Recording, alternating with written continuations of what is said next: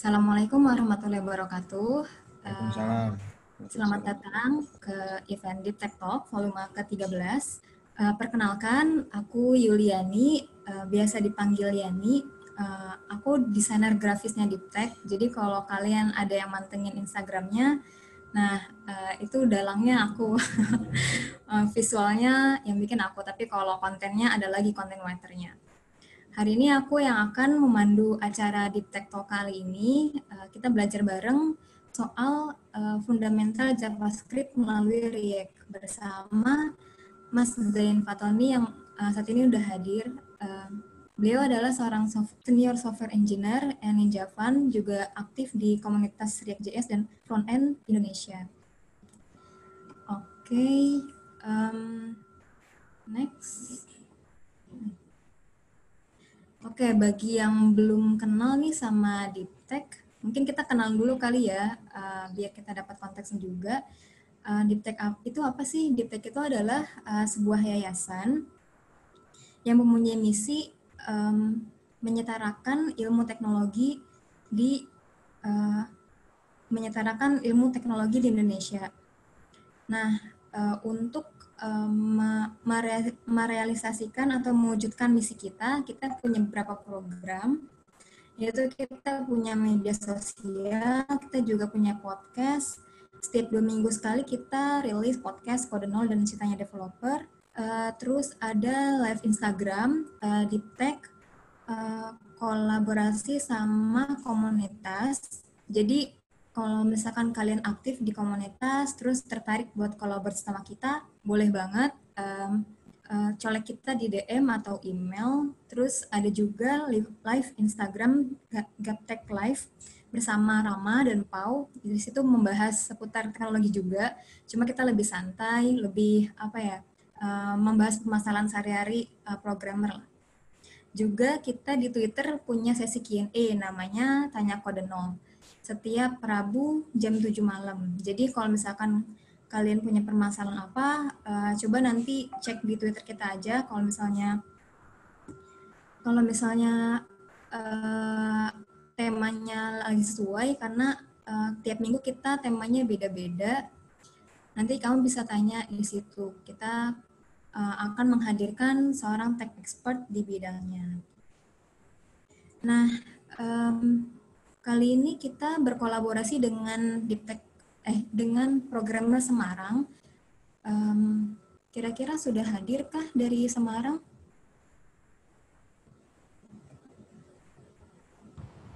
Hadir, Mbak. Suaranya kecil.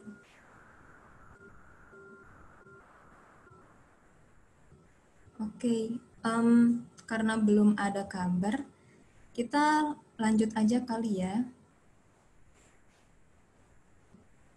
Jadi sebelum kita mulai materinya, di sini ada link Slido. Kalau kalian punya pertanyaan soal pembahasan nanti yang akan kita bahas, kamu bisa kunjungin link Slido. Bisa masukin event code hashtag DTTalk 13 atau bisa scan QR code-nya aja. Oh iya, pembahasan kali ini juga sifatnya lebih dua arah. Nanti Mas Zain akan menjelaskan tentang dokumentasi React. Nah, kalian kalau misalnya mau unmute itu nggak apa-apa banget, biar nanti kita bisa tektokan. Ada yang mau ditanyain langsung boleh.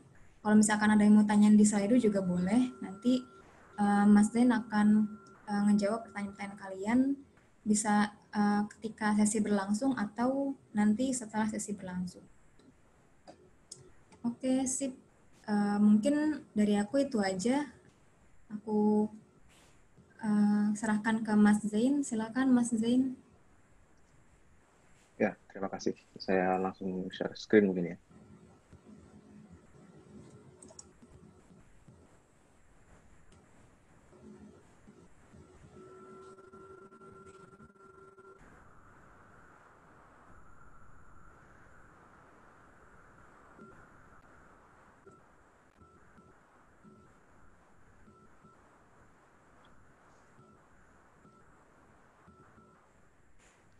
Sudah siap Mas Zain?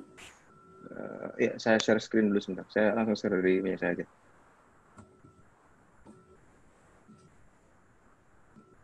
Ini, you can start screen sharing. Oh, mungkin bisa di stop dulu ini share screen Oh dari ya, situnya. oke. Sip.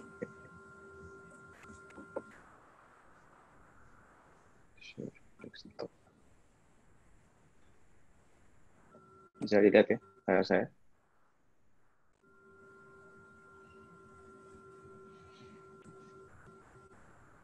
Bisa kelihatan layar saya sekarang? Pendahuluan materi ini tentang itu ya, Mas. Nah, ya.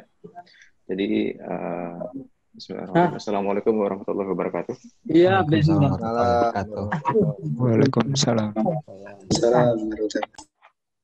Ya, perkenalkan saya Zain. Di pertemuan kali ini kita akan membahas tentang bagaimana cara belajar atau bagaimana cara belajar JavaScript atau belajar fundamental JavaScript melalui React.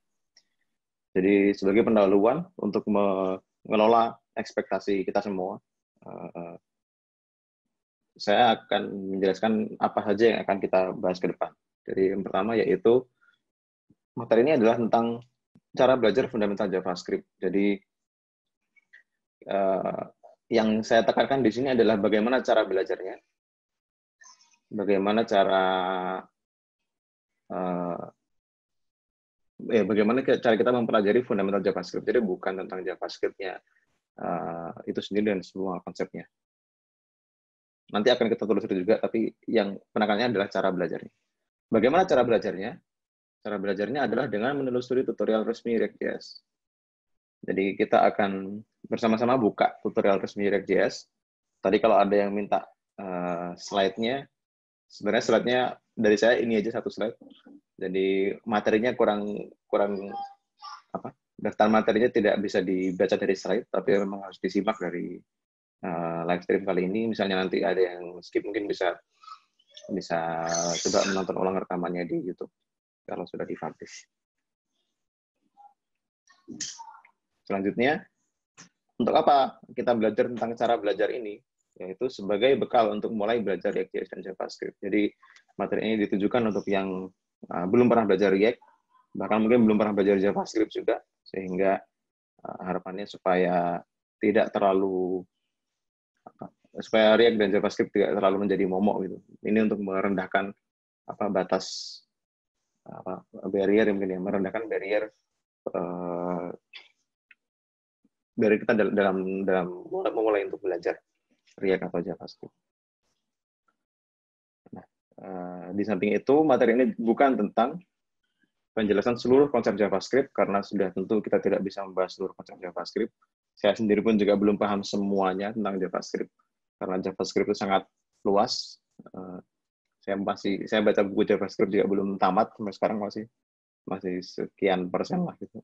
Jadi kita tidak akan membahas seluruh konsep JavaScript-nya. Ini juga tidak akan membahas seluruh konsep yang ada di React, karena kalau JavaScript-nya saja tidak bisa dibahas, apalagi React-nya juga cukup banyak konsepnya meskipun tidak sebanyak JavaScript. Nanti akan kita lihat setelah akhir sesi ini, kita bisa lihat sisa pelajarannya masih sejauh mana, sisa materi React-nya.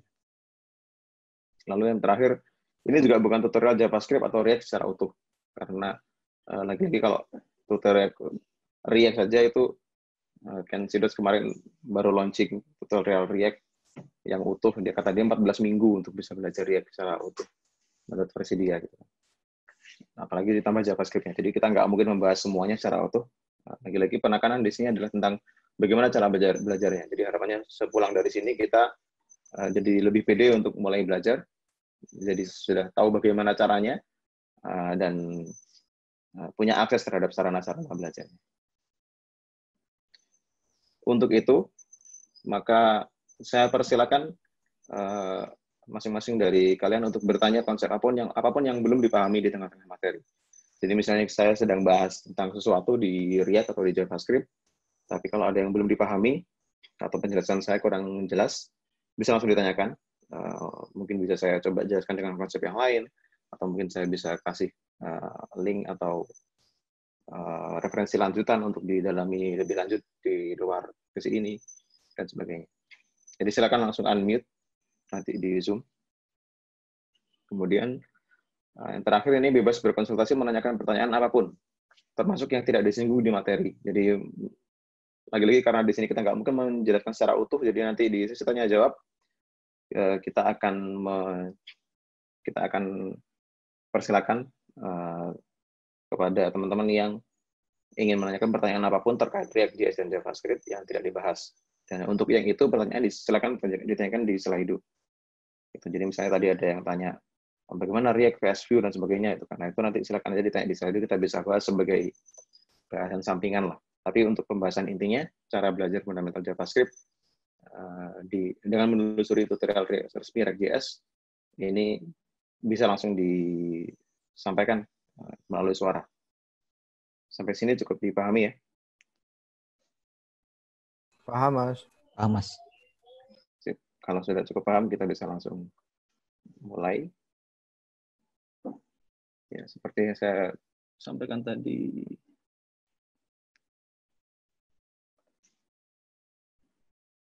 kita buka tutorial react.js.org.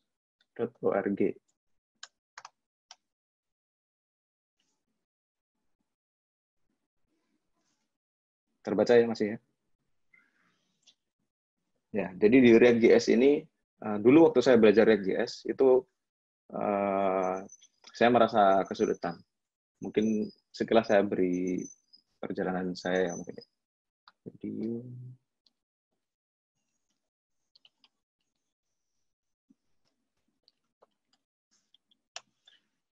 saya beri sekilas balik perjalanan saya terkait waktu saya dulu masih belajar React. Nah, jadi waktu saya awal belajar dulu, itu React itu masih termasuk ya tidak terlalu baru sih, tapi masih termasuk awal-awal, dan waktu itu dokumentasinya masih belum sebagus ini, sehingga kalau dilihat di sini ada yang menyampaikan susahnya belajar React itu seperti ini kira-kira kurvanya. Jadi di awal susah banget, tapi begitu ngerti langsung lancar gitu. Nah, karena itu waktu itu saya milih belajar Angular dulu. Jadi awalnya belajar dari React, lalu ke Angular. Setelah Angular, ternyata ada Angular baru, Angular 2, baru setelah itu langsung React lagi, balik ke React lagi. Terus nemu Vue, akhirnya ke Vue. Dari Vue ke React lagi. Nah, gitulah. Jadi kira-kira saya sendiri pun perjalanannya juga bolak-balik antara React, Vue, sempat hampir ke Angular juga sebentar. Lantas bagaimana dengan kisah belajar JavaScript-nya? Nah,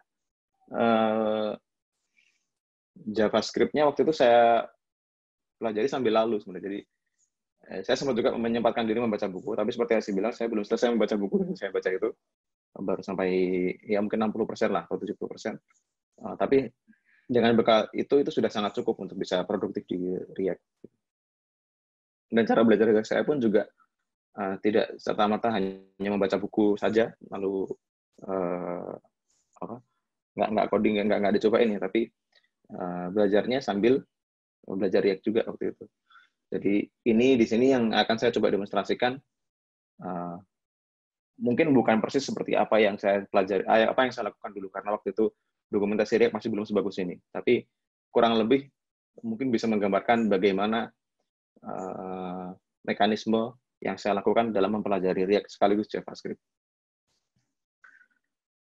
Satu lagi motivasinya, seperti yang saya sampaikan di Twitter tadi,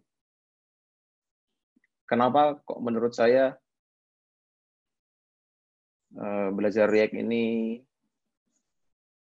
bisa berbarengan dengan JavaScript. Jadi saya terinspirasi dari tweetnya Dan Abramov di sini.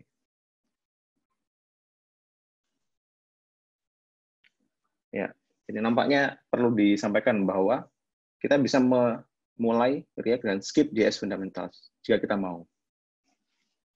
Kamu akan bingung, ya pasti bingung karena React itu dibangun di atas JavaScript. Tapi jadi nggak mungkin nggak bingung, itu sudah bisa dipastikan. Tapi untuk beberapa orang,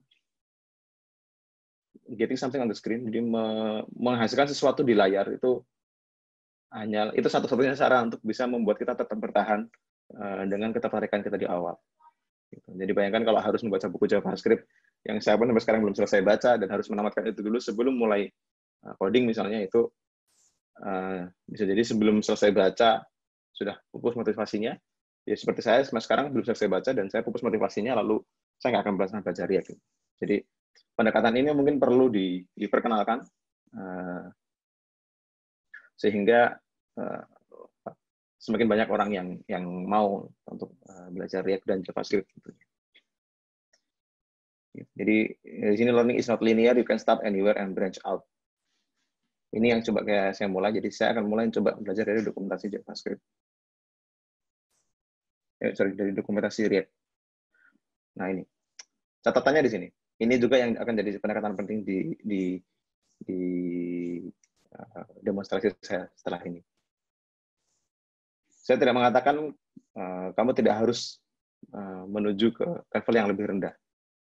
Jadi kamu pada akhirnya akan harus memahami ilmu yang melandasi sesuatu yang baru kita pelajari itu. Karena kalau nggak gitu kita akan stuck di titik tertentu. Dan pada akhirnya setelah kita mempelajarinya, kita akan jadi yakin, wah harusnya aku belajar itu dulu nih sebelum mulai ini gitu kan. Tapi ya itu nggak masalah gitu kan. Asalkan kita tetap mau belajar fundamentalnya tadi, belajar sesuatu yang mendasari itu, ya kita bisa ulang lagi ya, sesuatu yang di atasnya tadi yang sudah kita pelajari. Gitu. Jadi mungkin kalau dibilang nanti ini mirip dengan kalau teman-teman paham stack trace di pemrograman, bukan cuma front end, back end pun juga ada pemanggilan fungsi, rantai pemanggilan fungsi itu kan setelah manggil fungsi, setelah nilainya dikembalikan dia kembali lagi ke atas gitu. Itu saya kira seperti itu model pembelajarannya. Gitu. Ya, sampai sini ada yang mau ditanyakan? Kenapa kok ini coba saya perkenalkan dan mungkin agak kontroversial juga bagi sebagian orang belajar React tanpa belajar JavaScript terlebih dahulu. Halo, tanya Mas. Silakan. Hendra dari Jakarta. Ya, silakan. Mau tanya ini kenapa sebenarnya agak ini sih. Basically kenapa React ini sangat mendunia gitu. Dan sekarang menjadi mainstream. Dan saya lihat memang nggak serta-merta React ini perjalanannya itu kayak library atau framework yang lain. Dia kayak benar-benar disiapkan dan benar-benar pengen istilahnya menjadi nomor 1 gitu loh saat ini. Atau mungkin ada pemikiran yang lain, demikian. Iya, ini agak sedikit menyimpang, tapi nggak masalah, kita bisa bahas juga karena ini juga erat kaitannya dengan motivasi kita, terutama buat yang mau belajar, ngapain sih sampai belajar React gitu. Jadi kenapa kok React bisa sampai sebesar ini sekarang? Itu salah satu faktornya. Ya sebenarnya ada beberapa faktor ya. Salah satunya sempat dikemukakan oleh Sean SWX.io. Nanti saya kasih, harusnya ada di talk-nya dia. Tadi I speak, dia sempat talk di Meta.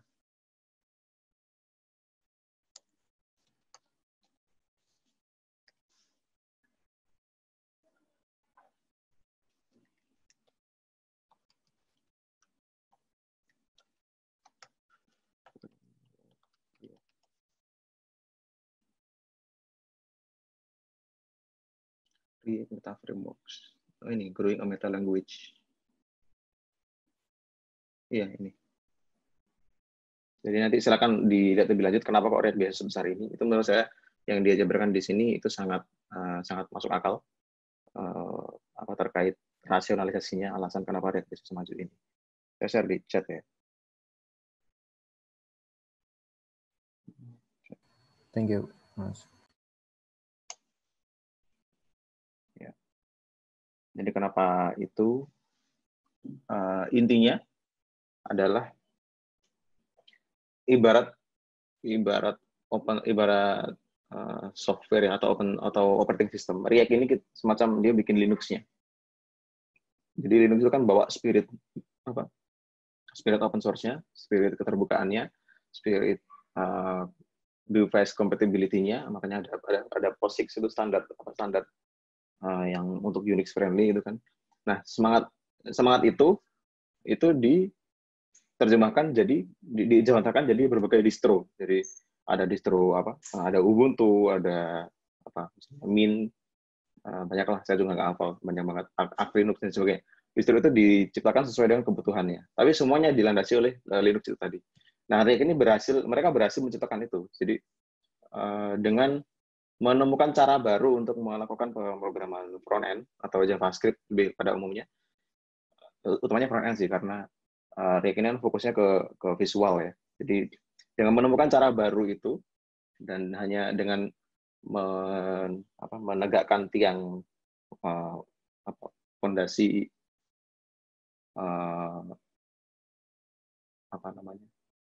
paradigma yang kokoh dalam memprogram tampilan, mereka membuat konsep ini bisa diperluas kemana-mana. Makanya bisa ada React Native, React VR, ada React 360 kan. Ada React juga bisa di-render di CLI dan sebagainya. Itu karena sebenarnya yang mereka tanamkan adalah konsepnya.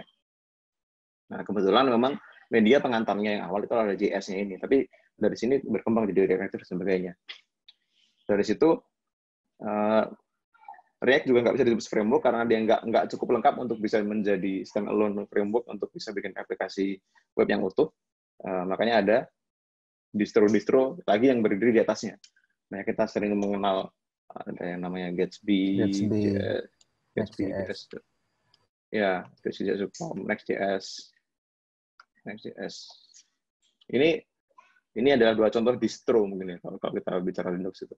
Ini dua contoh distribusi React. Jadi mereka punya konvensi tersendiri, mereka meramu prinsip yang sama React tadi ke dalam sebuah ramuan yang utuh sehingga bisa buat aplikasi yang lengkap.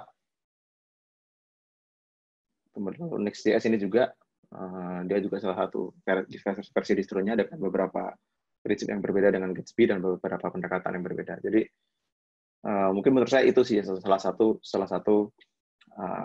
alasannya kenapa React bisa se-booming ini gitu. Nah, di lain sisi meskipun React itu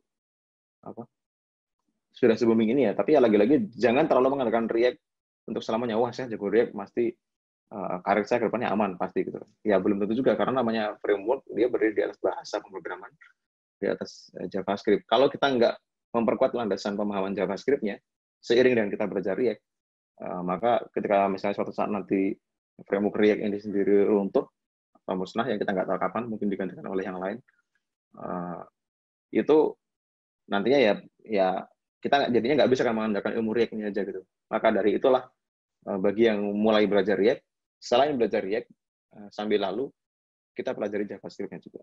Gitu kira-kira. Jadi bisa dipahami ya. Oke, Mas. Meskipun sekarang booming, tapi jangan terlalu mengandalkan itu. React pasti booming, karena saya pasti aman hanya dengan bisa React. Jangan terlalu mengandalkan itu. Siap.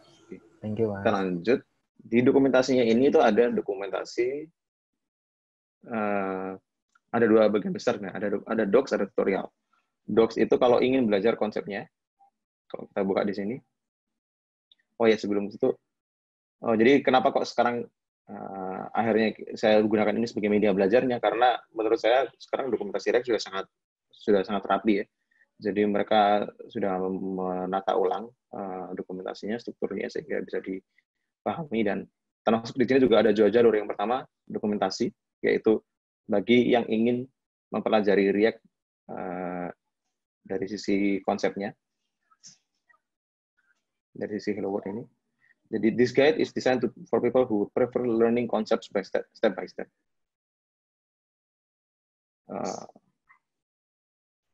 Sedangkan if you prefer to learn by doing, check out our practical tutorial. Yang mana link ini sebenarnya sama dengan link tutorial di sini.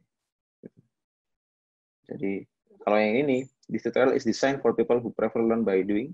If you prefer learning concepts from the ground up, check out step by step guide. Jadi sebaliknya. Jadi di sini kita learning by doing. Kalau yang tadi mempelajari konsepnya dulu. Silakan gunakan ikuti secara masing-masing. Bisa mulai dari sini atau bisa mulai dari tutorial sini. Nanti ujung-ujungnya di akhir nanti kalau mengikutinya dengan baik harusnya bisa memahami React dengan baik. Setidaknya dari satu sisi kalau di tutorial ini adalah memahami bagaimana bisa produktif di React. Jadi setelah saya paham ini nanti bisa langsung bikin sesuatu menggunakan React. Kalau yang ini kalau ingin tahu apa saja konsep-konsep di baliknya atau konsep-konsep yang mendasari bagaimana cara kita membangun React itu bisa mulai dari kayak ini. Nah, untuk sekarang karena ini pendekatannya lebih ke learning by doing, maka saya ingin menggunakan pendekatan yang tutorial. Untuk memudahkan, di sini belum ada bahasa Indonesia, tapi masih in progress. Tapi setahu saya sudah hampir selesai dan kita sudah bisa mulai menggunakan tutorial bahasa Indonesia. Jadi kalau ingin mempermudah, mungkin supaya untuk mengurangi barrier ambil bahasa Inggrisnya, kita coba gunakan yang versi bahasa Indonesianya. Kita ikuti tutorialnya ya. Mempersiapkan tutorial. Di sini mempersiapkannya ada 2 cara. Yang satu menulis kode pada browser, jadi teman-teman bisa mengikuti proses ini juga hanya cukup dengan klik di sini di CodePen. Cuman untuk fleksibilitas saya gunakan cara 2, yaitu local development environment. Dan seperti yang bisa dilihat di sini, saya sudah set up development environment-nya.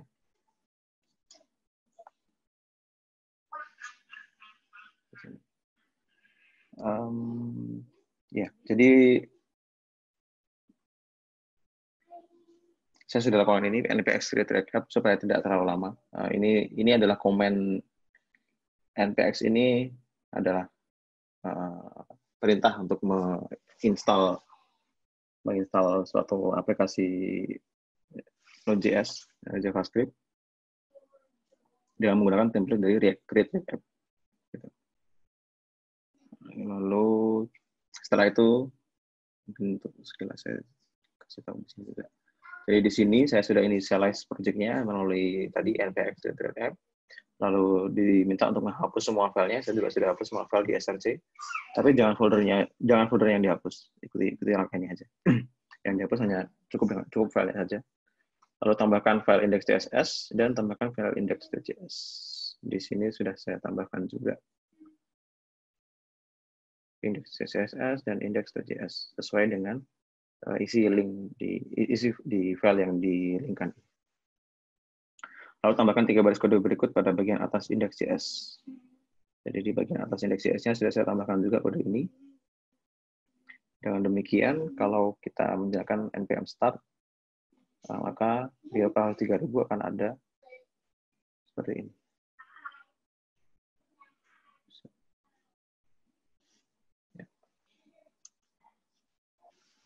Nah, ini kira-kira aplikasi awalnya sebelum dia apa-apain. Ini di sini kita akan, kalau dibaca detail di atas ya, yang akan kita buat di sini tadi, ini adalah aplikasi permainan sederhana, yaitu tic-tac-toe. Nah, ini membuat papan permainan tic-tac-toe. Lalu, ya, kalau nanti ketika teman-teman mencoba sendiri dan mengalami masalah, bisa mengunjungi link ini untuk komunitas, untuk dukungan komunitas, bisa Stack Overflow dan sebagainya, atau mengunjungi chat Reactiveflux. Reactiveflux ini chat Discord juga, tapi untuk React yang internasional di sana ada ratusan ribu anggota, 126.000 anggota, dan di sini berbahasa Inggris. Kalau buat teman-teman yang bingung dan ingin tanya dengan bahasa Indonesia, bisa tanya ke faid.dev. Sekalian iklan. Ini grup Frontend Indonesia. Di sini kita bahas semua teknologi terkait pemrograman frontend, termasuk di dalamnya dari React. Jadi silakan bergabung di sana untuk menanyakan lebih lanjut kalau ada masalah di sini. Baik, untuk sekarang kita sudah siap. Mari mempelajari ikhtisar dari React. React itu adalah library JavaScript yang deklaratif, efisien, dan fleksibel untuk membangun antarmuka pengguna. Ini tiga kekuatan React ya. Jadi deklaratif, efisien, dan fleksibel. Makanya bisa sangat populer karena tiga karakteristik ini. React memiliki beberapa jenis komponen. Oh ini. React memungkinkan Anda untuk membuka antarmuka kompleks dari kumpulan kode yang kecil dan terisolasi yang disebut komponen. Jadi satuan bangunan terkecilnya React adalah komponen. React memiliki beberapa jenis komponen. Kita akan mulai dengan subclass React.component.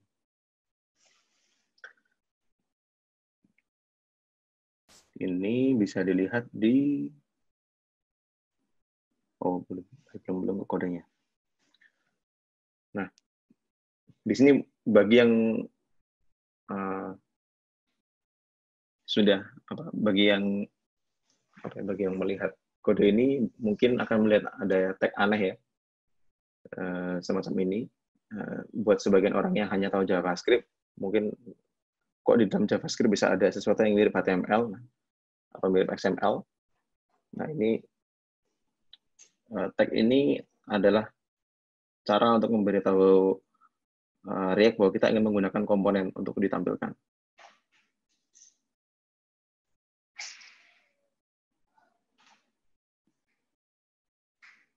Jadi apa tag aneh ini apa? Ini nanti ini adalah sesuatu yang dikembangkan secara khusus oleh React, dan ini salah satu, mungkin bisa dibilang salah satu kekuatan React ya. Jadi waktu awal React diluncurkan di internal Facebook, itu React diluncurkannya seperti ini. Diluncurkan dalam bentuk fungsi, jadi React, lalu buatlah elemen ini. Tapi ketika diluncurkan ke itu yang ke para engineer Facebook waktu itu, feedbacknya adalah mereka pusing sendiri karena terlalu banyak kata ini, lalu di lain sisi juga kurung tutupnya jadi terlalu banyak. Kalau diilustrasikan mungkin seperti ini.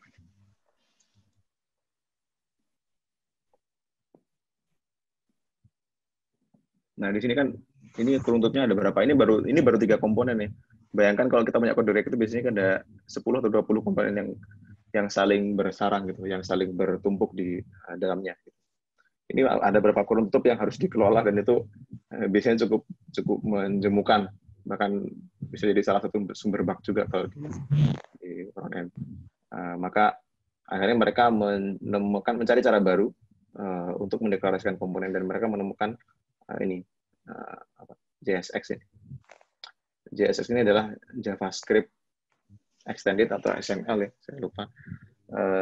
Ya intinya adalah JavaScript, tapi di dalamnya kita bisa mengextend menuliskan kode XML.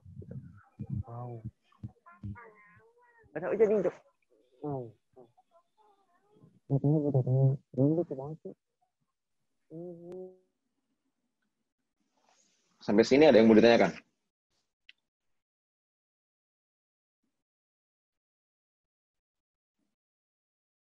Kalau tidak ada, kita langsung mulai ke ininya ya. Kita langsung mulai ke konsep berikutnya.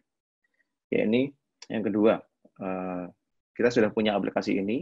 Ini aplikasi masih kosongan. Lalu berdasarkan tutorial ini, langkah selanjutnya adalah mengoper data melalui props. Jadi di sini di render square ini, kita punya nilai i. Nilai i ini ingin kita coba kita taruh dari awal ya. Kita punya game. Game ini merender game board. Board ini adalah komponen lagi. Jadi komponen ini kalau diklik dapatnya ke sini. Ini komponen React lagi. Komponen React ini merender square. Ada banyak square di sini. Dia bikin sebuah fungsi yang mana fungsinya itu merender komponen lain lagi. Nah, kita ingin menampilkan sesuatu di sini.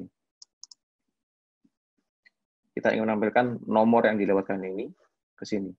Maka yang kita lakukan adalah sebagaimana kita menulis tag HTML biasa ya. Jadi kita tuliskan atributnya. Lalu lewatkan nama variabelnya. Nah, di sini ada kurung kurawal, ini bagian dari JSX juga ya. Jadi kalau kita ingin sebuah nilai itu dilewatkan sebagai variabel, bukan sebagai karakter, maka kita harus akui dengan kurung kurawal. Kalau kita tuliskan seperti ini, sebagaimana kita menulis HTML biasa, maka yang dilewatkan adalah huruf I-nya itu sendiri. Jadi kalau kita simpan, ini semua akan jadi. Mas, maaf bisa di zoom Mas codingnya? Agak di zoom. Oh ya. Ya. Thank you. Jelas ya? Ya, sudah. Sudah ya. Jadi kalau kita lewatkan I, lalu nilai value ini akan masuk ke square ini kan. Masuk di sini dan bisa diakses melalui this.props.value. Props itu singkatan dari properties. Jadi maksudnya segala sesuatu yang dilewatkan dari parent-nya atau dari orang tuanya. Kalau kita implementasi dengan cara ini, maka yang dilihat adalah di sini menampilkan huruf I-nya langsung. Jadi bukan menampilkan nilai I-nya. Oleh karena itu, di JSX supaya I ini dianggap sebagai sebuah variabel yang harus dievaluasi nilainya, maka harus kita beri kurung kurawal. Nah, dengan demikian akan jadi seperti ini. Ini sudah sesuai dengan hasil yang diharapkan. Oke. Nah, salah satu tips saya dalam belajar, terutama hal-hal baru seperti ini, itu sebagai catatan saya, biasanya saya langsung setelah selesai sebuah tahap ya, setelah selesai sebuah langkah, maka biasanya saya langsung copy teks dari section ini, lalu saya commit. Dengan demikian, nanti di sini kalau saya ingin melihat lagi, kemarin waktu saya latihan itu apa sih ininya, di tahap mana sih ini gitu kan misalnya, atau tahap ini itu isinya apa aja sih gitu kan, kok sekarang sudah jadi kode yang lengkap gitu kan. Nah, itu bisa tinggal melacak ini. Ya, seperti yang saya tadi sempat tunjukkan. Nah, di sini kita bisa lihat, oh, perubahannya ini toh. Lalu lanjut ke langkah berikutnya. Ya, ini membuat komponen interaktif. Nah, di sini mulai menarik di sini. Mari mengisi komponen square dengan sebuah X ketika kita mengklik komponen tersebut. Jadi kalau kita klik, kita pengen dia jadi X. Gitu. Pertama kita harus bikin, kalau klik, dia melakukan sesuatu dulu. Untuk itu, di square sini, kita isi on click function alert click, ya kira-kira gitu.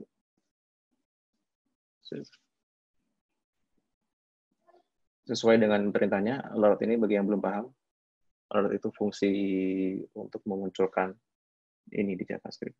Nah, semacam ini. Beda browser, beda tampilan, tapi kira-kira fungsinya sama untuk memberikan kita menampilkan kotak dialog kepada pengguna dari browsernya langsung. Dengan demikian kita sudah tahu bahwa fungsi ini bekerja ya. Nah, ini ada catatan. Biasanya hal-hal yang penting dan layak untuk diselami lebih lanjut itu yang ada di catatan semacam ini. Jadi ketika nanti membaca tutorial yang lebih lanjut, membaca sendiri setelah sesi ini selesai, catatan seperti ini justru menurut saya adalah hal-hal yang perlu diperhatikan dan bisa jadi petunjuk atau clue ya, bahwa ini adalah sesuatu yang perlu didalami lebih lanjut atau diselami lebih lanjut. Ini contohnya ya. Untuk mempercepat proses mengetik dan menghindari perilaku membingungkan this. Nah, ini apa ini perilaku membingungkan this? Kalau diklik linknya, nah kita akan temukan sebuah sebuah artikel mengenai perilaku this itu.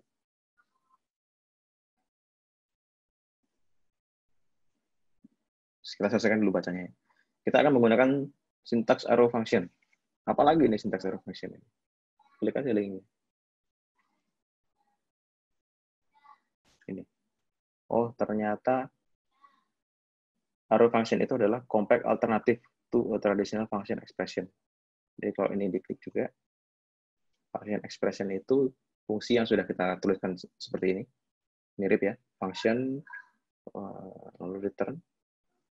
Tapi arrow function itu bentuknya panah seperti ini. Ada panah sama dengan.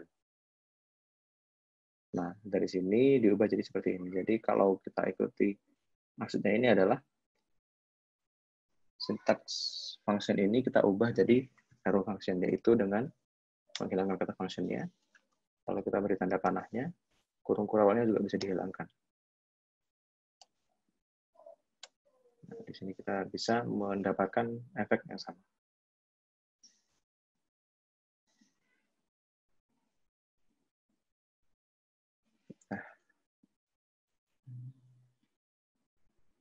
Nah ini ada satu lagi yang perlu diperhatikan juga, terutama bagi pemula dan termasuk salah satu hal yang saya sering lakukan, salah satu kesalahan yang saya sering lakukan, yaitu perhatikan bahwa di bagian sini, di bagian fungsi ini kita mengoper sebuah fungsi sebagai prop on click. Jadi ini fungsi yang kita lewatkan. Langsung kelihatannya kita langsung melakukan upload, tapi sebenarnya di sini kita melewatkan fungsi yang mana fungsi itu akan dipanggil, atau ini fungsi itu hanya akan dieksekusi setelah klik. Kalau kita lupa menulis ini, maka alert akan langsung dipanggil.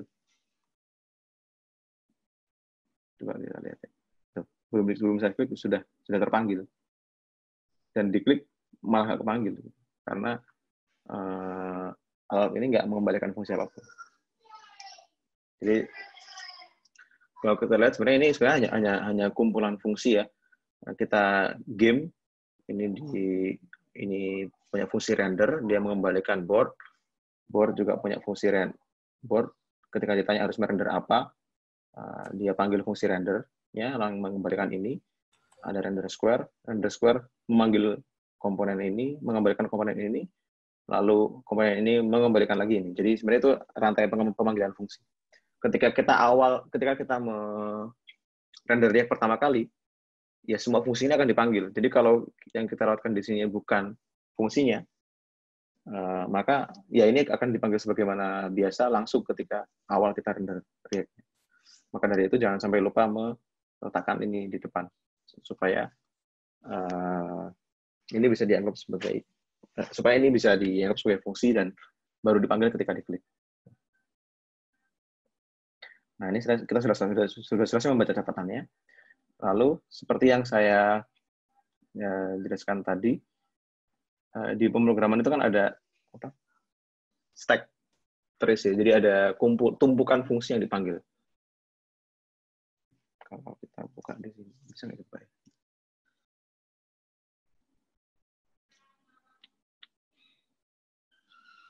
Atau ini aja mungkin.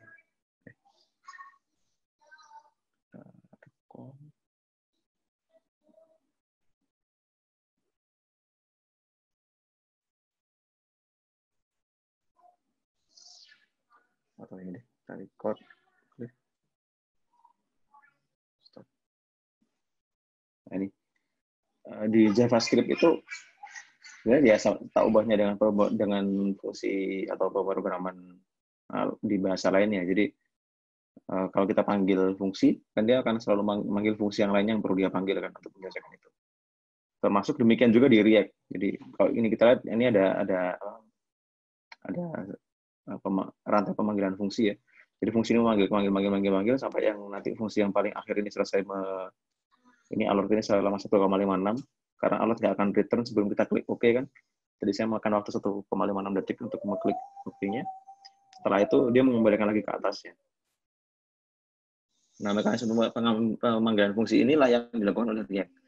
Dan mekanisme inilah yang ingin coba saya perkenalkan di sini. Jadi kalau kita ulang lagi yang tadi, React merender game merender board nggak tahu isinya apa, dia render lagi, kita lihat di dalamnya board, kemudian board ternyata merender square isinya apa nggak tahu, kita lihat lagi di dalamnya sampai ketemu di elemen paling dasarnya.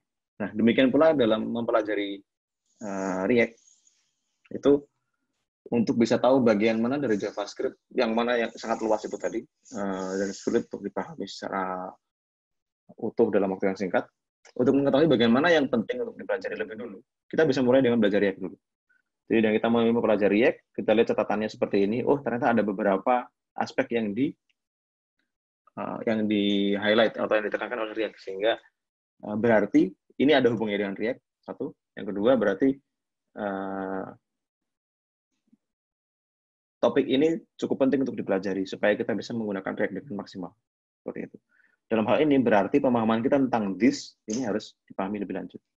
Kira-kira gitu. Ya, harus diselami. Gitu. Jadi saran saya, sebagaimana tadi pemegangan fungsi tadi, kita dalam rangka melakukan ini kita harus mengubah fungsi ini kan.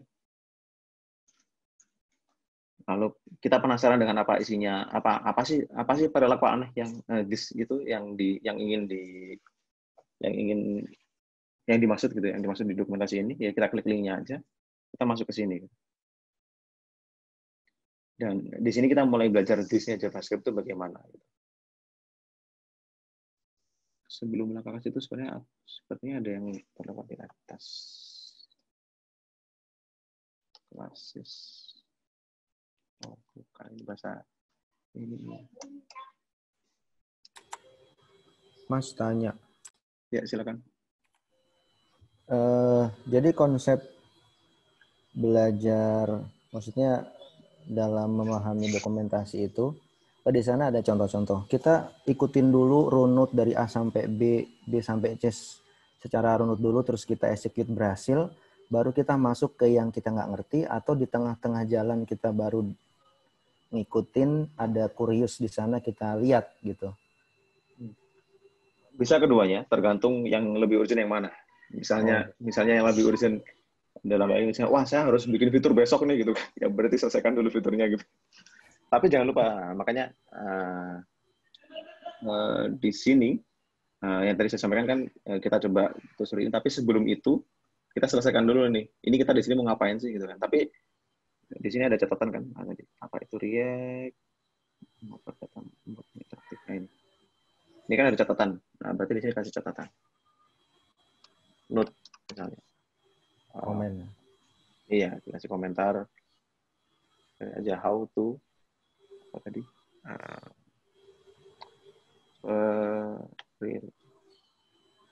Menghindari perilaku membingungkan this. Kasih link di sini. Nah. Jadi nanti kalau mau nyari lebih lanjut kita tinggal cari aja semua catatan kita kan. Oh, saya punya catatan ini gitu kan. Biar nggak lupa nanti kalau proyeknya udah selesai atau misalnya kalau targetnya atau datanya sudah terlewati, kita bisa kembali lagi ke sini untuk mendalami lagi. Mas, nanya Mas. Belum. Silakan. Ini untuk dari React itu sendiri, itu seharusnya untuk secara dokumentasi itu struktur foldernya itu harus rapi nggak sih ya? Maksudnya kemarin ini kan ada kelas, ini kan ada 2 render juga gitu kan. Itu secara dokumentasi itu harusnya gimana ya? Boleh tahu. Ya. Mungkin yang ditanyakan mungkin saran resminya ya? Yes, betul. Ya. Dan Abramov ini salah satu core kontributor di React. React Code atau folder.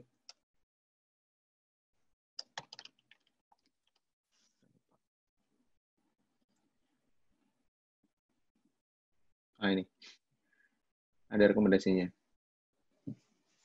dan menarik sih.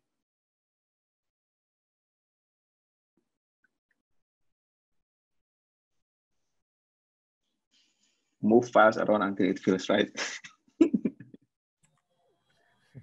Jadi ya pindah-pindah aja sesuka hati sampai rasanya udah pas ini. Nah, gitu. Dan this is not a joke. Jadi dia serius terhadap ini. Nggak ada mazhab resminya ya Mas ya?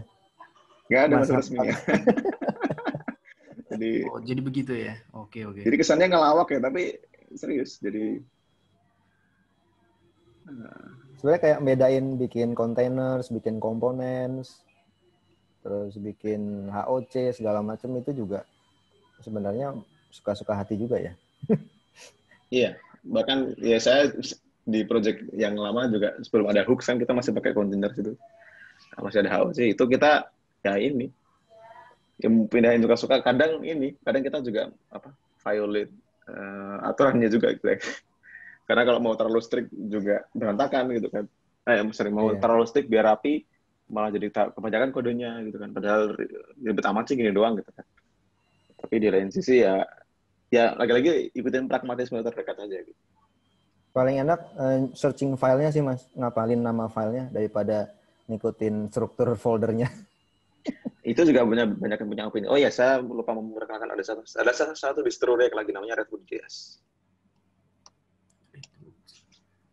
Ini distro React lagi, masih belum final release sih, masih versi 0 sekian lah gitu. Saya lupa alpha atau beta. Nah, di sini tuh mereka ada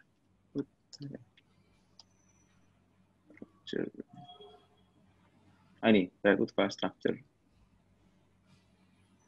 Nah, kalau di sini mereka ambil salah satu opini ya. Mana ya? Lupa. Intinya mereka opininya nggak mau bikin folder untuk setiap komponen, lalu semua komponen dijadiin nama file sendiri karena untuk lebih mudah. Ini ada folder komponen, di dalam komponen ini nanti ya semuanya langsung ini nggak pakai index.js gitu. Jadi di dalam suatu, misalnya dia punya folder kan, pages kan, biasanya kan kita pakai index.js gitu kan, supaya importnya bisa langsung. Nah mereka webpack-nya mereka Custom. modifikasi ya, supaya nggak expect index.js, tapi mereka expect nama file yang sama. Tujuannya supaya kalau membuka file ini di editor, munculnya nggak index.js. Control klik gitu kan, paling enak gitu. Nah ini kan di JS, kita nggak tahu ini di folder apa kan gitu. Jadi diberi nama ini biar kita tahu oh ini file JS untuk halaman ini misalnya gitu. Jadi ya ini salah satu opini juga. Oh, ini ya. Patternnya yang jelas. Ya. Silakan. Yang jelas tidak ya dengan React sebagai sebagai dasar atau semacam Linux itu ya. Kita bisa bikin banyak distro yang berbeda. Ada distro yang versi ini, versi itu, versi Gatsby, versi Next, versi Redwood. Dan kita bisa suka juga. Ya, sesuai dengan kebutuhan kita. Ya sebagaimana Linux. Yang bikin Linux juga, dia bikin Linux ngasih landasan fundamental operasi untuk sistem operasinya. Di atas itu ada yang bikin buat komputer, ada yang di setup jadi HP jadi Android, ada yang dibikin buat server, Linux dan sebagainya gitu kan. Jadi disitulah justru kekuatannya gitu. Jadi tidak perlu terlalu diperdebatkan karena yang berlaku bagi satu orang belum tentu berlaku bagi orang lain. Cukup? Ini sudah Tanya lagi, Mas. Silakan. Saya pernah jadi di front end itu ada yang namanya unit testing ya. Oke, unit testing ini kan di front end itu sendiri, menurut Mas itu sendiri itu penting nggak sih untuk dari sebuah code? Penting sekali. Saya punya talk sendiri terkait itu. Jadi sama kalau bisa resiko terbesarnya kalau misal ada suatu aplikasi itu nggak pakai unit testing gitu Mas. Itu gimana resikonya? Ya, resikonya adalah kebetulan yang baru saya alami selama sepekan terakhir yaitu saya banyak deploy dan rollback production karena ada masalah di production setiap kali kita deploy dan itu nggak tertangkap oleh testing kita. Nggak cuma unit test, jadi ada tes yang lainnya, cuman ya salah satunya yang nggak nangkap unit test kita gitu. Nah dan salah satu penyebabnya juga karena di unit test kita tidak menerapkan ini. Jadi saya mempelajari prinsip ini, saya share di chat ya. Saya mempelajari konsep ini itu baru setelah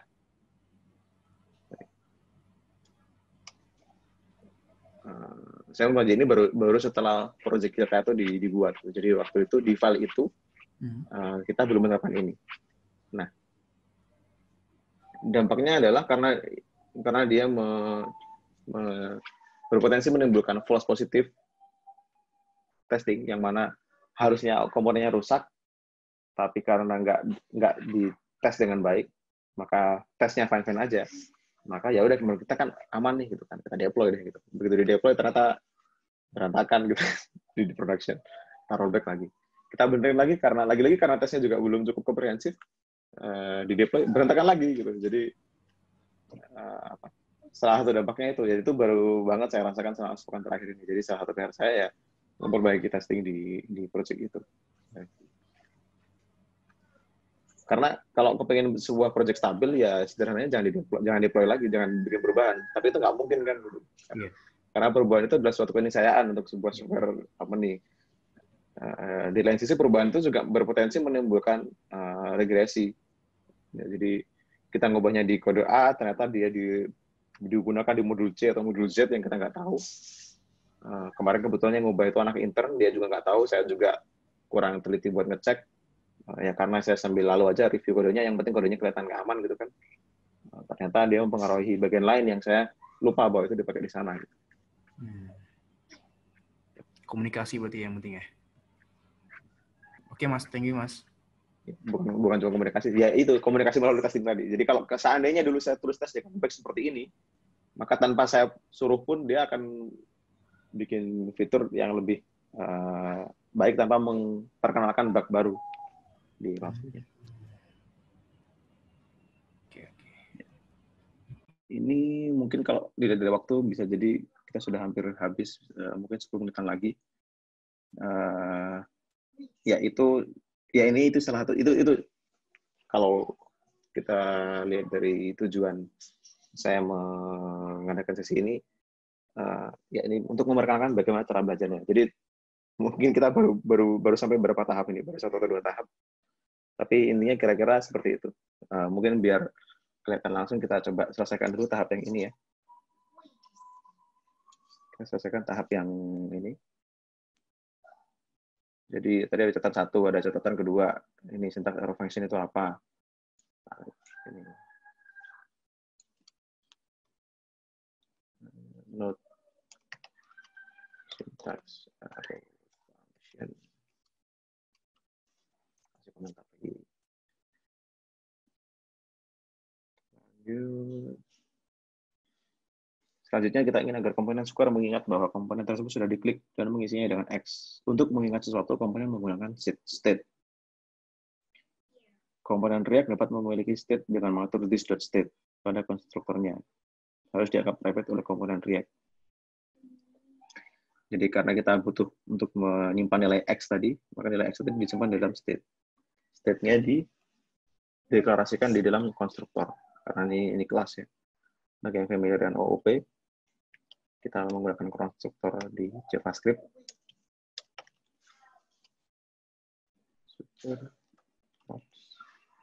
Kita harus selalu panggil superprops ini juga dituliskan di bawah sini. Ini Anda harus selalu memanggil super ketika mendefinisikan konstruktor dari subclass. Kenapa? Nah, ini ada lagi di sini kan. Ada kelas JavaScript. Penasaran lagi kan berarti kasih note. Ini nggak tahu di dalamnya isinya apa, yang penting saya kasih catatan dulu. Ini linknya. Selalu panggil super ketika mendefinisikan konstruktor. Semua kelas komponen React yang memiliki konstruktor harus dimulai dengan superprops. Ya. Sekarang kita akan mengubah metode render square. Oh, ini belum selesai tadi. Superprops this.state sama dengan value now. Sekarang kita akan mengubah metode render square. Ini tadi diubah rendernya untuk menampilkan nilai state ketika diklik. Mengganti this.props.value dengan this.state.value. Ini yang tadinya dari props, yaitu dari nilai yang dilewatkan dari atas. Kita ubah jadi state. Karena kita ingin komponen ini menyimpan nilainya sendiri.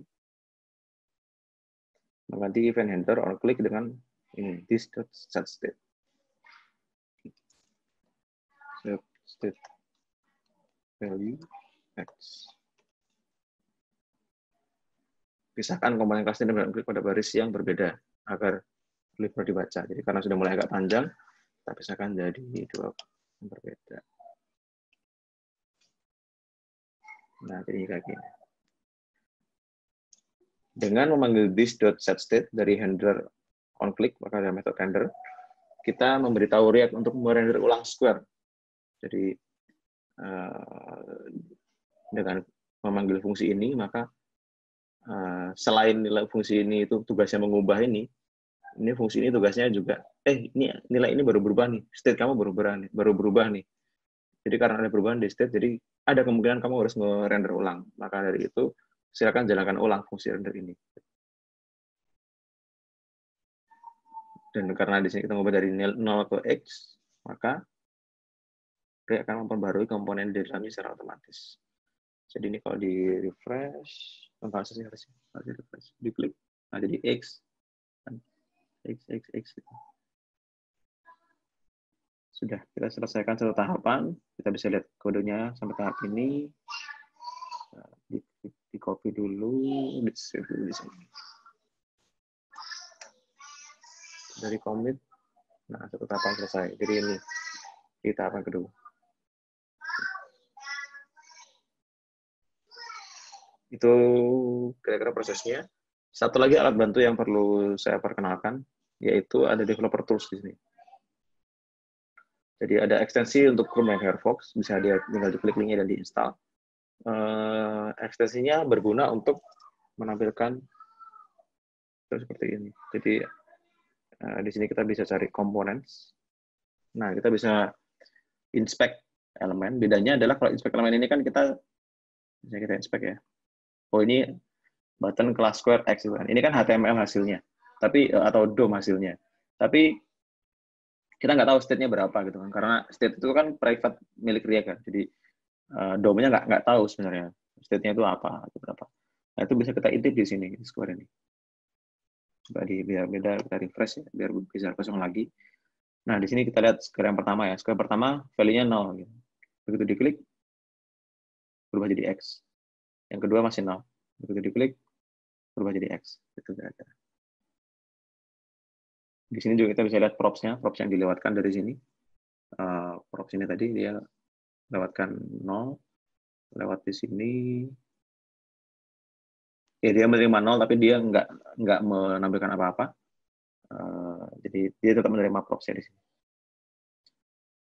Ini salah satu tools yang cukup berguna juga untuk mempelajari React. Menyelesaikan permainan. Nah ini sekarang. Ini waktunya sudah habis, jadi kalau kita teruskan nggak cukup waktunya. Tapi intinya aspek-aspek yang ingin saya tunjukkan sudah cukup terjelaskan di demonstrasi saya barusan. Jadi kurang lebih kalau di review, silakan mulai dengan ikuti tutorialnya atau ikuti dokumentasinya, docs-nya di sini. Tergantung bagian mana yang ingin kalian pahami lebih dulu. Misalnya ingin segera produktif ya bukan ikuti tutorialnya. Misalnya saya ingin belajar sampingan aja, yang penting saya paham konsepnya, bisa ikuti dokumentasinya di sini. Dan kalau dilihat yang menarik di sini, misalnya apa? Masih ada banyak banget sih yang belum ditelusuri karena lagi-lagi ini konsep yang sangat luas. Tapi kurang lebih pesan yang ingin saya sampaikan adalah ketika kita mengikuti belajar React melalui dokumentasi ini. Silakan kalau ingin menuntaskan sampai akhir dengan melewati tadi ya link-link yang sudah dicantumkan di sini. Tapi jangan lupa catat linknya atau ya dimanapun lah. Nggak harus di sini sih sebenarnya, tapi bisa dicatat di tempat manapun untuk memastikan kita akan kembali lagi ke situ karena link-link itu sebenarnya sangat berharga karena itulah pointer-pointer kita atau petunjuk-petunjuk kita untuk mengetahui aspek-aspek mana saja di JavaScript yang perlu diperhatikan ketika kita mempelajari React atau ketika kita membuat aplikasi menggunakan React. Karena tidak semua aspek JavaScript itu perlu dipelajari untuk React ini. Ya, tapi jelas bisa sangat membantu. Tapi ada beberapa yang sangat penting yang harus dipelajari. Kenapa seperti itu? Kenapa seperti itu? Karena harus kenapa seperti itu? Karena React itu sendiri sebenarnya permukaan API-nya sangat kecil. Jadi istilahnya kalau kita telusuri di sini,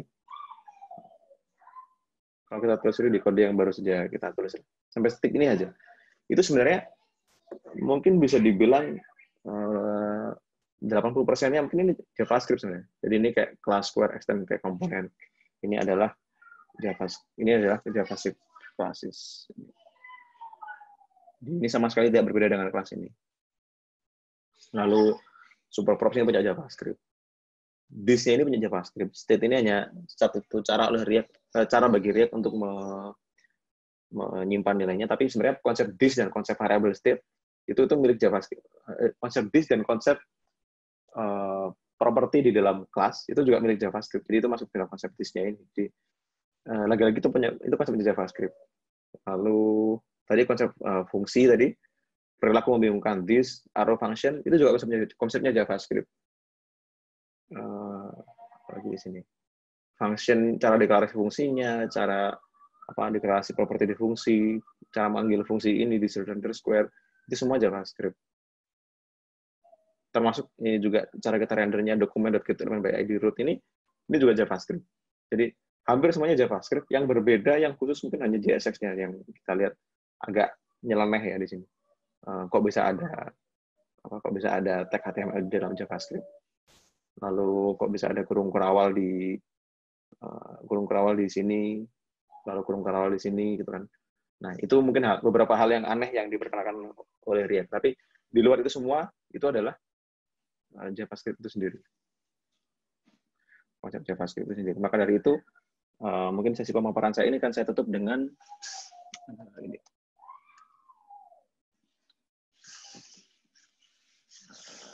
Alasan React. Nah, bisa share juga di sini juga. Ini salah satu alasan saya kenapa kok saya fokus mendalami React. Jadi salah satu di antaranya yang penting adalah ini. Dengan mendalami React, sekali dayang 2-3 pau terlampaui. Sekali kita belajar konsep React, 2-3 konsep JavaScript, mau tidak mau harus kita paham. Jadi awalnya mungkin termotivasi belajar React karena ingin segera membuat sesuatu dengan React, karena mungkin dengar React lagi nggak hype dan sebagainya. Tapi pada akhirnya kalau kita memang mau belajar dengan baik, kita mau meluangkan waktu lebih banyak untuk belajar konsep-konsep JavaScript di baliknya, maka ya itu membantu kita untuk bisa menulis kode React dengan lebih baik. Dan sisi itu juga memperkuat pemahaman fundamental JavaScript kita, yang mana JavaScript itu tak lekang oleh waktu. Bahasa pemrogramannya tak lekang oleh waktu. Yang datang dan pergi sesuka hati itu adalah framework-nya. Jadi kalau ingin kita juga bertahan lama, maka jangan sampai terlena dengan framework-nya hingga melupakan konsep-konsep dasar dari bahasa pemrograman yang kita gunakan, apapun bahasa. Kira-kira itu demonstrasi dari saya ya, barusan. Kita bisa buka sesi pertanyaan mungkin. Sudah ada yang tanya belum di slide itu? Saya nggak ngecek. Silakan, saya kembalikan ke Mbak Yani. Ya, makasih buat Mas Zain atas pemaparannya. Mungkin bisa gantian ini share screen-nya. Oh iya, share. Ya. Sebentar, kita share screen dulu. Hanya langsung masih boleh? Boleh, boleh.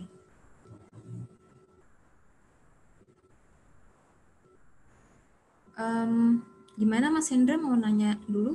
Ya, aku mau nanya konsep belajar kalau dari selain dokumentasi, kita misalkan ada di Udemy kita beli course Udemy terus kita belajar. Karena memang kalau pengalaman saya orangnya auditory, jadi kalau untuk baca agak ngantuk dan kadang juga jadi frustasi. Cuman memang saya siasati dengan nyari video, terus kalau memang ada yang butuh didalami lagi baru ke dokumentasi.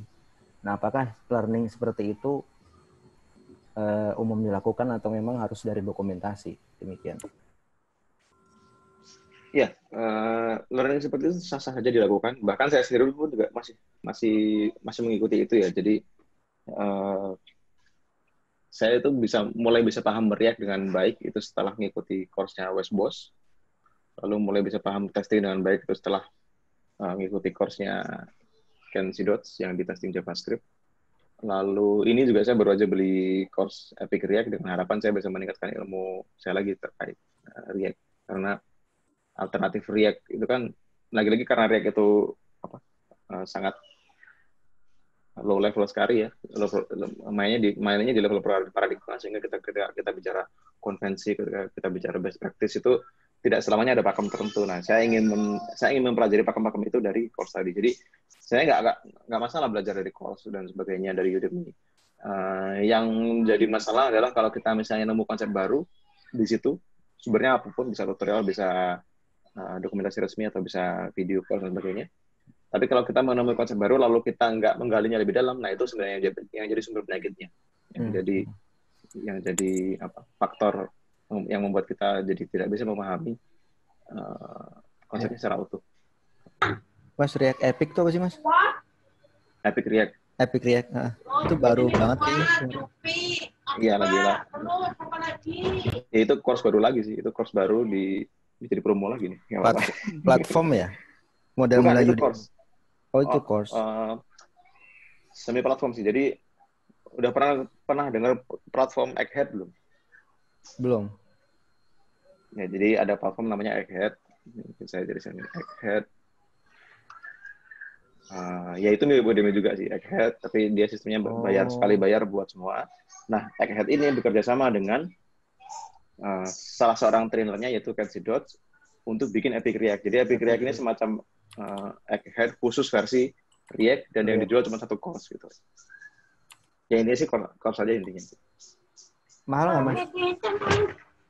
Apa? Mahal nggak? Iya, silakan di sana ada harganya. Kalau dari Indonesia harusnya bisa tinggal berapa ya? Mungkin $200 mungkin ya. Wow, lumayan juga, Mas. Tinggal awalnya itu kalau nggak salah $600, kalau nggak $700 USD ya. Okay, tapi menurut saya worth sih. Karena biasa nyari promo Udemy, Mas, biasanya. Untuk segitu. Kalau mau belajar gratisan, bisa ngintip source code-nya langsung sebenarnya. Jadi source code-nya juga terbuka. Nanti bisa saya kasih linknya. Ya, kalau mau diskusi lebih lanjut, jadi saya kebetulan udah beli juga course-nya. Jadi kalau ingin dapat bocoran kontennya, atau mungkin ingin saya share ulang, bisa join ke Discord saya nanti. Nanti ada linknya. Siap. Thank you, Mas. Oke, sip. Mungkin kita bisa langsung switch ke Slido. Ini ada pertanyaan pertama, bagaimana pandangan Mas Zain terhadap penggunaan TypeScript atau flow type pada saat belajar JavaScript dan React? Pros and cons. Gimana Mas Zain? Ini juga pembahasannya bisa cukup panjang juga, tapi intinya TypeScript atau flow type itu salah satu aspek dari testing sebenarnya. Jadi static testing atau static typing yang jadi salah satu faktor penting juga untuk memastikan aplikasi kita bisa stabil. Jadi misalnya ada perubahan di suatu tempat, kita bisa memastikan variabel yang diharapkan di tempat lain itu nggak bermasalah. Gitu kan. Menurut saya manfaatnya cukup ada manfaatnya, tapi dibandingkan dengan usahanya, nampaknya TypeScript atau flow type itu menurut saya masih kurang optimal karena masih memungkinkan adanya runtime error. Jadi kalau saya terkait typing ini sebenarnya malah tertarik dengan reason. Makanya nanti kalau gabung ke Discord saya, di sana ada satu channel tersendiri terkait Rescript atau reason. Itu salah satu alternatif lagi untuk typing. Tapi salah satu keunggulannya adalah dia bisa menjamin tidak ada runtime error.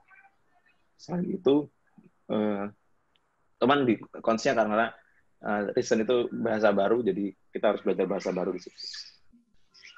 Jadi ya menurut saya penting, tapi tinggal kita ambil alternatif yang mana, masing-masing ada positif dan negatifnya. Kalau perbandingan antara TypeScript dan flow type, saya pribadi belum banyak mendalami flow ya, jadi nggak begitu paham kalau harus membandingkan antara kedua. Tapi intinya ya sama pentingnya, selama kita konsisten menerapkan. Yang jadi masalah itu di kantor saya ada project yang pakai TypeScript, ada yang project yang pakai flow type, jadinya kayak setengah-setengah jadi pakainya, malah bingung sendiri. Jadi kalau bisa sih kalau mau pakai salah satu ya konsisten di salah satu supaya bisa lebih maksimal manfaatnya. Oke, sip. Ini ada pertanyaan selanjutnya. Sebagai seorang engineer, kira-kira sebagai seorang senior engineer, kira-kira apa saja nih tips yang bisa diberikan bagi junior engineer yang baru masuk di bidang ini? Kalau tips yang paling penting sebenarnya selalu belajar ya. Jadi nggak ada ceritanya junior bisa jadi senior kalau nggak belajar terus gitu. Karena nggak bisa hanya mengandalkan pengalaman. Oh saya pernah ngerjain ini itu. Tapi kalau kita nggak upgrade skill kita, akan sulit untuk bisa naik jenjang atau meningkatkan pengalaman ya. Jadi lagi seiring dengan masa kerja kita, itu harusnya kita juga nambah ilmunya. Maka ya saya sarankan selain mempelajari hal-hal baru yang ditemukan di kantor, mungkin juga bisa coba cari sumber-sumber lainnya yang menurut kalian menarik supaya bisa upgrade skillnya dan memperluas cakupan aspek pekerjaan yang bisa dilakukan. Yap. Setuju sih. Jadi kita dengan belajar tuh bisa mengupgrade diri kita lebih baik lagi ke next level. Ya, jadi ya mungkin itu juga itu salah satu alasan saya juga beli course yang tadi gitu. Karena bagi saya ya meskipun saya sekarang sudah senior tapi saya masih senior yang paling junior di kantor gitu kan. Jadi ada lagi senior yang lebih senior, ada senior yang senior gitu kan. Jadi itu untuk menuju ke arah sana harus belajar terus gitu. Makanya ya saya bela-belain beli course itu dengan harapan itu bisa balik lagi ke saya dalam bentuk skill yang lebih berkembang dan bisa meningkatkan kemampuan di kantor nanti. Sip. Ini ada everything JavaScript, bukan pertanyaan ya. Kita next.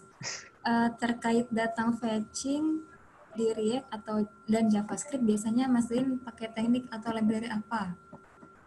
Oke. Kalau itu saya masih pakai Axios di kantor karena sudah terlanjur pakai itu di project-project yang sudah ada. Tapi di project yang belum ada ya itu sih. Paling kalau yang pernah cobain yang lain di side project saya di COVID-19 itu kita pakai SWR. Selain itu Redux Middleware dulu pernah nyobain waktu tutorial aja. Redux Middleware kita pakai juga barengan dengan Axios. Redux Middleware buat ngelola asinkronisnya. Axios ya buat manggil API-nya. Oke, kita next ke pertanyaan selanjutnya dari Mas Farid. Kapan kita pakai functional component dan class component? Dan apa kurang dan lebihnya? Kapan kita pakai functional component? Sekarang dan ke depan. Kapan kita pakai class component? Sekarang dan yang dulu ke belakang. Jadi tinggalkan class component, anggap itu masa lalu fokus ke functional component. Karena secara kemampuan move on lah. Karena secara kemampuan tidak ada. Ini saya kemarin juga baru banget kemarin nge-review kodenya teman. Ya dia masih pakai kelas karena komponen lainnya yang lama pakai kelas. Dia bikin komponen baru di sebelahnya di halaman yang sama. Dia bikin pakai kelas. Ganti jadi functional lah. Kita jangan bikin yang kelas lagi. Jadi kita move on ke yang baru. Nanti yang lama di kelas kita refactor ke functional kalau sempat. Tapi kalau enggak, setidaknya komponen-komponen yang baru kita terus ke functional. Kurang lebihnya kekurangan functional komponen hanya satu. Nggak bisa dipakai buat error boundary, jadi buat nangkap error di komponen supaya terisolasi di komponen itu aja, itu nggak bisa function komponen. Tapi juga sudah ada library yang bisa menghandle itu, jadi bisa dibilang sudah sangat mungkin untuk murni menggunakan functional komponen. Oke, sip. Kalau kata Mas Hendra move on ya. Next, pertanyaan. Saya pengguna kelas soalnya. Ini mau move on. Bagus. Pertanyaan selanjutnya nih, apakah konsep JavaScript di React mirip dengan back-end? Konsep di React mirip dengan back-end. Kalau konsep JavaScript sendiri ya sangat mirip, tapi lagi-lagi React itu kan fokusnya kan ke visual ya, ke bagaimana kita menampilkan. Jadi makanya ada React Native lah, ada React 360 buat VR, ada React CLI buat bikin di CLI, tapi nggak ada React backend atau apa gitu kan. Karena React itu sendiri dia nggak punya opini terhadap backend gitu. Jadi maka kalau kita tanya konsep JavaScript yang terkait dengan React itu sebenarnya nggak ada hubungannya dengan backend-nya. Tapi ya JavaScript itu sendiri ya bisa dipakai di backend. Misalnya tadi kita pakai this-nya itu juga di backend pasti akan menemui itu. Misalnya kita tadi pakai kelasnya, misalnya kita pakai arrow function-nya itu ya pasti kepakai juga di backend nanti. Makanya penting belajar JavaScript-nya, jangan hanya belajar React-nya. Karena kalau kita juga paham JavaScript-nya, sewaktu-waktu dilempar ke back-end yang pakai JavaScript, ya setidaknya kita mungkin sudah paham setengah atau lebih konsep JavaScript, jadi tinggal mempelajari hal-hal lain. Ini ada yang nanya, kepo ini Mas Shortlink Zain.dev, cara bikinnya gimana? Agak luar konteks tapi nggak apa-apa. Nggak apa-apa. Coba, mungkin bisa dijelasin, Mas. Nggak bisa dijelasin, saya kasih link. Itu persis dengan short link-nya React.js dan short link-nya Front Indonesia. Saya kasih link-nya Frontend ID. Ini cara bikinnya persis dengan ini. Saya jadi chat ya. Jadi di sana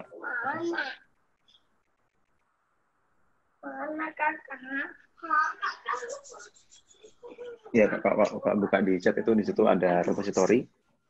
Cara bikinnya sederhana, tinggal tambahkan satu baris di situ di folder di file reader. Oke, berarti udah terjawab ya nih yang nanya. Ya, sudah selesai. Ini ada dari anonim, Redux atau konteks? Redux atau konteks? Kalau sekarang sih saya lebih ke arah konteks ya. Konteks. Redux. Pusing. Karena udah Redux itu terlalu banyak pusing kemana-mananya gitu kan. Sedangkan kalau konteks, kalau kita tahu caranya kita bisa rapi pakai konteks. Tapi kalau nggak tahu juga bisa berantakan juga sebenarnya. Jadi ya sebelum memutuskan untuk pindah, pahami dulu bisa nggak bikin rapi gitu. Atau caranya bikin rapi gimana. Kalau nggak, bisa jadi lebih berantakan. Dan itu yang terjadi waktu itu dengan saya ketika saya awal-awal pindah dari versi konteks di project baru. Saya pakai konteks karena belum tahu caranya, agak berantakan juga, agak susah ngelolanya. Tapi begitu sudah tahu caranya ya jadi lebih rapi. Konteks pakai hooks juga lebih rapi ya Mas ya? Iya, yang saya maksud adalah konteks pakai hooks sih. Karena kalau nggak pakai hooks lebih jadi sedih. Div hell. Oke, next. Dari Mas Pandu, terkadang saya merasa kesulitan belajar hal baru. Sering error, overwhelm, atau hasil terbedakan dengan keinginan. Apakah wajar? Ada saran? Ya, sangat wajar ya. Sebagaimana tweet yang tadi disampaikan dan Abramov tadi kan. Kalau belajar mengikuti cara saya ini tadi, yang belajar React dulu, baru ke JavaScript-nya. Apakah bingung? Ya pasti bingung. Kalau nggak bingung malah yang aneh. Berarti udah bisa, itu belum bisa lo belajar. Jadi bingung itu sangat wajar sekali. Kalau saran untuk mengatasinya ya, kalau sudah terlalu lama belajarnya mungkin saatnya istirahat dulu, tenangkan dulu otaknya atau pikirannya supaya bisa mencerna ilmu lebih lanjut. Makanya di sekolah ada liburan, makanya di kuliah ada libur semester itu kan supaya ada jeda dulu. Di lain sisi, ya mungkin yang gunakan alat-alat bantu lain, misalnya bergabung ke komunitas, bergabung ke forum dan sebagainya yang bisa membantu menyelesaikan masalah-masalah itu. Sip. Benar sih, refreshing itu penting banget. Karena udah mau jam 5, mungkin kita 2 pertanyaan lagi kali ya. 1 pertanyaan dari Slido, 1 lagi kalau ada yang mau nanya di Zoom langsung boleh. Tadi beberapa ada yang request. Dari Slido mungkin kita tanya yang ini ya. Mas, saya pegang Angular di kerjaan.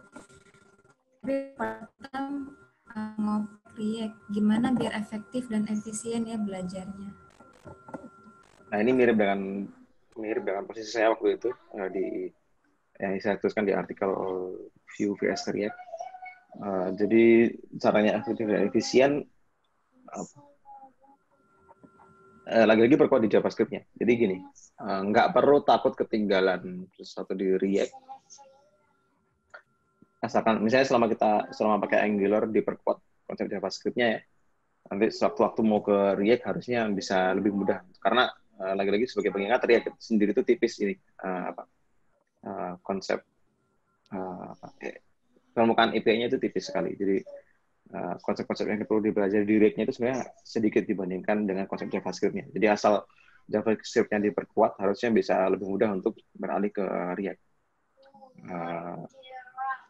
Itu. Tapi ya lagi-lagi Nah, tapi itu untuk React sendiri ya. Tapi biasanya setelah React-nya misalnya ada setelah Next.js, apa distro-distronya tadi ada Next.js, ada Gatsby, atau ada apa? Misalnya Redwood.js tadi itu memang pasti akan pusing juga kalau ngikutin itu. Jadi saran saya mungkin setelah belajar React-nya, mungkin pilih salah satu opini lah atau salah satu pendekatan, salah satu distro lah kasarnya. Jadi kalau belajar Linux itu pilih satu distro, ikuti itu dulu gitu, supaya nggak overwhelm. Karena kalau kebanyakan distro yang diikuti jadi pusing sendiri nanti. Ya, intinya kita juga pilih prioritas gitu ya Mas untuk kita pelajari. Iya, ya sebenarnya ini juga berlaku secara umum ya untuk mengatasi JavaScript fatigue, gitu. Mengatasi kepenatan kita menghadapi berbagai perkembangan baru di JavaScript. Nggak hanya itu sendiri. Sip. Mungkin ada yang mau bertanya via Zoom, boleh langsung di-unmute untuk satu orang. Boleh pertanyaan Mas? Ya, Boleh, silakan. Mas Wawan. Mas, kemarin saya sebetulnya kita kalau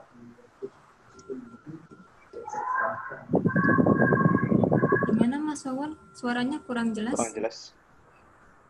kita lihat di YouTube dengan CSS Transform itu mereka Kurang jelas suaranya. Mungkin bisa ditulis aja mungkin ya. Oh iya, udah bisa ditulis. Agak gema.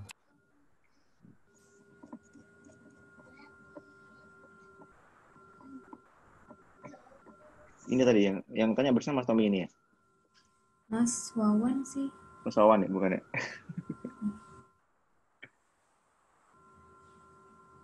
Oh ini Mas Wawan ngechat ke private, katanya gini, saya lihat di React 17 sudah multi menggunakan JSX transform. Menggunakan, oke, ini kayaknya masih diketik, bentar. Di paste di everyone aja. Iya, bisa Mas Wawan sebentar.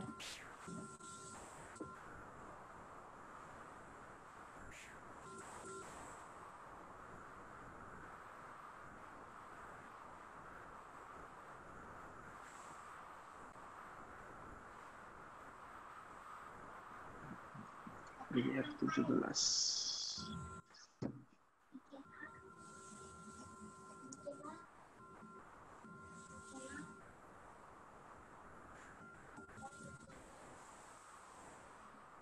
Apa pendapatnya? Ya kalau bisa digunakan, ya gunakan aja. Jadi ini kan sebenarnya kan sesuatu yang di balik layar kan. Seperti yang dijelaskan di blognya itu, di blog pengantarnya itu, source code kita tidak harus berubah dalam hal apapun gitu. Jadi ini hanya menjelaskan bagaimana cara JSX mentransformnya. Jadi, menurut saya itu ya hal yang baik. Kita ikuti saja bagaimana apa yang direkomendasikan oleh tim inti React. Lalu karena ini juga memungkinkan ada beberapa optimasi yang tidak memungkinkan sebelumnya, optimasi pakai JSX transform yang lama. Ya untuk performance juga katanya bisa otomat. Ini juga katanya ya, saya juga belum memahami lebih lanjut bagaimana detail teknisnya, tapi ya, bagaimana itu bisa terjadi. Tapi yang jelas katanya dengan transform yang baru ini bisa membantu bisa menghilangkan beberapa kendala ketika ingin mengoptimasi React. Yang mana itu masih terkendala kalau pakai yang lama.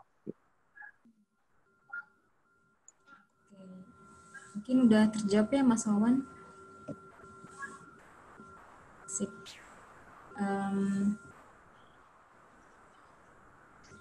Mungkin itu dulu untuk sesi Q&A hari ini.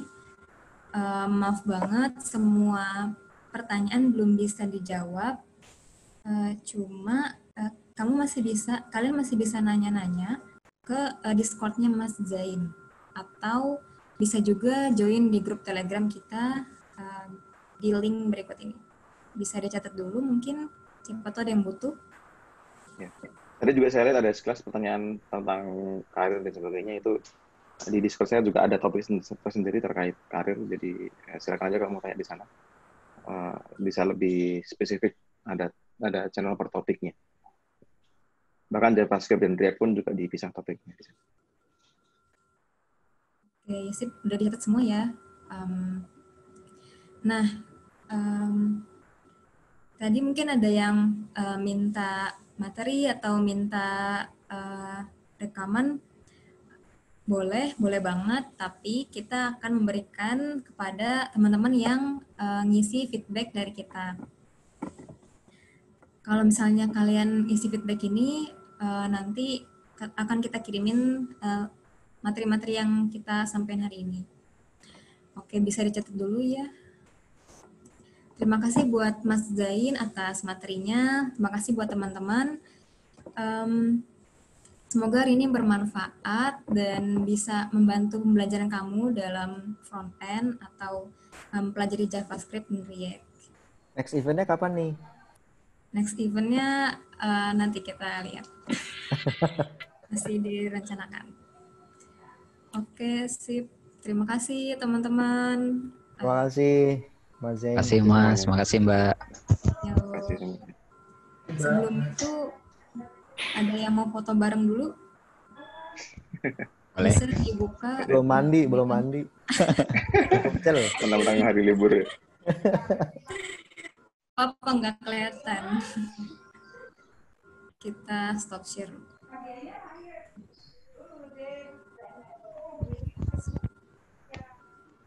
Halo. Boleh dibuka kameranya.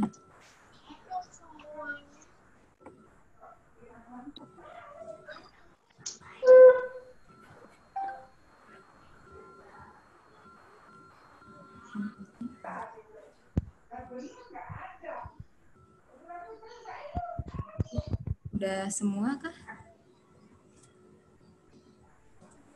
Halaman udah nih, yang halaman lainnya belum. Kayaknya cukup ya. Bisa di.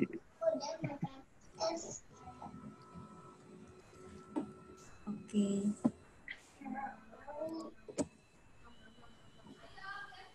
Link feedbacknya, sebentar.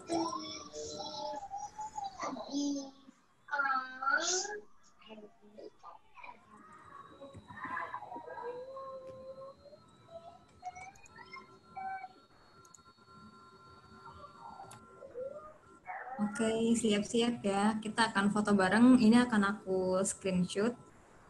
3, 2, 1, cheers. Sekarang saya jemuran lagi.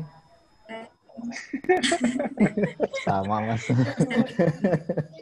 Gak apa-apa. Justru itu yang jadi menarik. Setiap orang muncul dengan keunikannya tersendiri. Oke, sip. Makasih teman-teman hari ini yang udah gabung. Makasih Mas Zain. Sama-sama, terima kasih semua atas kehadiran. Ibu, Assalamualaikum warahmatullahi wabarakatuh. Waalaikumsalam. Assalamualaikum warahmatullahi wabarakatuh.